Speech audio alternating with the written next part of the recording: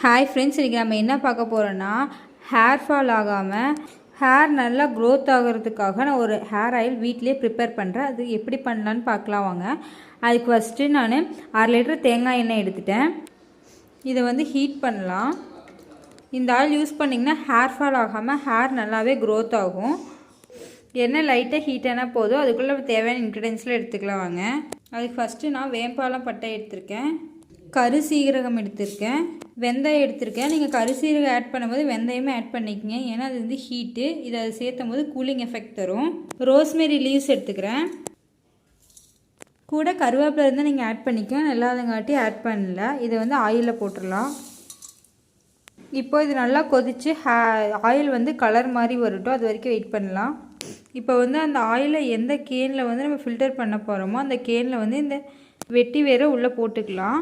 வெட்டி வேர் பார்த்துட்டிங்கன்னா நம்ம ஆயிலில் போட்டு ஹீட் பண்ண தேவையில்லை, ஆயிலில் ஊறினாவே போதும்.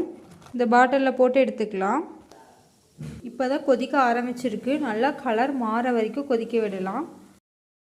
பார்த்திங்கன்னா தெரியும், ஆயில் நல்லா கலர் சேஞ்ச் ஆகிருக்கும். இந்த ஸ்டேஜில் ஸ்டவ் ஆஃப் பண்ணிட்டு ஓவர் நைட் ஃபுல்லாக அப்படியே விட்டுட்டு மார்னிங் எந்திரிச்சு இதை பாட்டிலுக்கு ட்ரான்ஸ்ஃபர் பண்ணிடலாம். இது பார்த்திங்கன்னா ஓவர் நைட் ஃபுல்லாக ஊறிடுச்சு. இப்போ நம்ம வடித்து பாட்டிலுக்கு ட்ரான்ஸ்ஃபர் பண்ணிக்கலாம். அவ்வளோதான், ஃபில்ட்ரு பண்ணி எடுத்துட்டோம். அவ்வளோதான். இந்த ஆயில் யூஸ் பண்ணால் ஹேர் ஃபால் குறையும், ஹேருமே நல்லா வளரும். இது மாதிரி வீடியோஸ்க்கு நம்ம சேனலை மறக்காமல் சப்ஸ்கிரைப் பண்ணிக்கோங்க. தேங்க்யூ.